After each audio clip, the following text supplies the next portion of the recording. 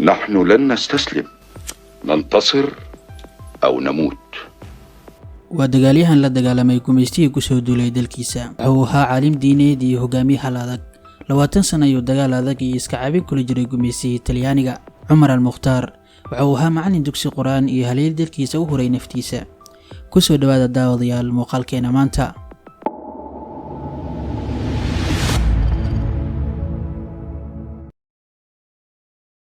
عمر المختار waxa uu ku dhashay deegaanka badnaan ee Liibiya sanadii 1858 waxa uu geeriyooday aabihii isagoo daayar ah. Yaraantiisina waxa si fiican loogu tarbiyay diinta suuban ee Islaamka. waxa uu noqday macallin dadka bara Quraanka iyo axaadiista. waxa uu safar dacwi wax badid u aadi jiray dhulalka Suudaan iyo Jaad oo markaas gacanta ugu jiray gumeystihii Ingiriiska iyo Faransiiska.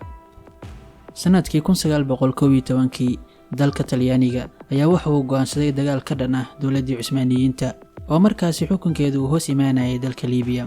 waxaana Talyaaniga ciidamadiisii ka horgeliyay gudaha dalka Liibiya. sanadkii 1912 Talyaaniga ayaa ku dhawaaqay dhulka Liibiya inuu yahay dhul Talyaaniga gumeysto. waxaana ku baahiyay ciidankiisii dhammaan magaalooyinka xeebaha ah ee dalka Liibiya. Talyaanigu wuxuu filayay inuu wax iska caabin ah kala kulmi doonin shacabka Liibiya. waxaana markiiba bilaabay inuu maamul isagoo simaado ka dhisa Liibiya. dhanka kalena waa si nabad ah dalka uga dhigo maxmiyad Talyaaniga. balse shacabka Liibiya ayaa ku bilaabay iska caabin iyo diidis xukunka gumeysiga.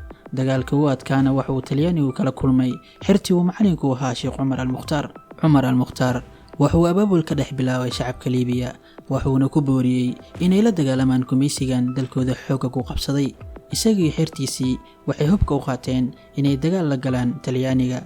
ciidan tiro ahaan iyo cudud ahaanba liita ayuu kula dagaalamay gumeystaha oo ku hubaysnaa hub casri ah. gumeystihii Talyaaniga iyo kooxaha iska caabinta Liibiya ee gumeysidiidka ah ee Cumar al-Mukhtar hogaaminayay waxaa Liibiya ku dhex maray dagaalo aad u waaweyn oo ka mid ahaa dagaalkii labada maalmood socday ee Dirna oo dhacay sanadkii 1913. dagaalkaasi waxaa lagu dilay 70 askari oo Talyaani ah, 400 oo askarina waa lagu dhaawacay. sidoo kale sanadkii 1914 waxaa dhacay in ka badan 5 dagaal oo intooda badan ciidanka Cumar al-Mukhtar ay guuleysanayeen. markii Talyaaniga meel waliba iska caabin kala kulmay iyo dagaal furan ayuu kaliya taliyihii Talyaaniga hogaaminayay ee Benito Mussolini wuxuu amar ku bixiyay in cadaadis adag la saaro shacabka Liibiya. waxaana bilaabmay in ciqaab wadareed loo geysto shacabka. waxa ay ciidanku Talyaaniga ku kaceen dil bahalnimo ah. ku dhawaad 150,000 oo qof oo reer Liibiya ah ayuu ka masaafuray deegaanadii ay kacdoonada ka socdeen, isla markaasina ku guray xabsi wadareedyo ay kumanaan qof ku dhinteen. Talyaanigu waxa uu damcay inuu qabsado wadada ay sahaydu u soo marto kooxaha kacdoonka. waxa uu qabsaday qayb ka mid ah magaalo xeebeedka Jakbut ee bariga Liibiya, balse waxa uu ku guuleystay inuu joojiyo weerarada kooxaha kacdoonka. Talyaanigu waxa uu bedelay nidaamkii uu dagaalka ku waday. waxa uu yareeyay dagaalkii. waxa uu sidoo kale ku baaqay xabad joojin iyo inuu heshiis la gelayo Sheekh Cumar al-Mukhtar. Cumar al-Mukhtar ayaa shuruud uga dhigay heshiiska in la sii daayo dhammaan dadka uu Talyaaniga xabsiyada ku guray, sidoo kalena ciidamada Talyaaniga laga saaro magaalooyinka xeebaha bariga Liibiya. gumeystaha Talyaaniga ayaa markii hore iska dhigay inuu aqbalay shuruudaha, balse si hoose ayuu u bilaabay isku dabarud ciidan. waxaana taliye cusub loo soo magacaabay ciidankii Talyaaniga ee Liibiya joogay. Sheekh Cumar al-Mukhtar markii uu ogaaday Talyaanigu inay doonayaan inuu gaadmo sameeyo waxa uu kordhiyay dagaaladii uu kula jiray gumeystihii Talyaaniga. sanadkii 1931 Sheekh Cumar isagoo dagaal ku jira ayaa waxa soo gaaray dhaawac culus. ciidankiisiina waa la jabiyay. dhacdadan ayaa ciidankii Talyaaniga u sahashay inay shiiqa nolosha ku qabtaan.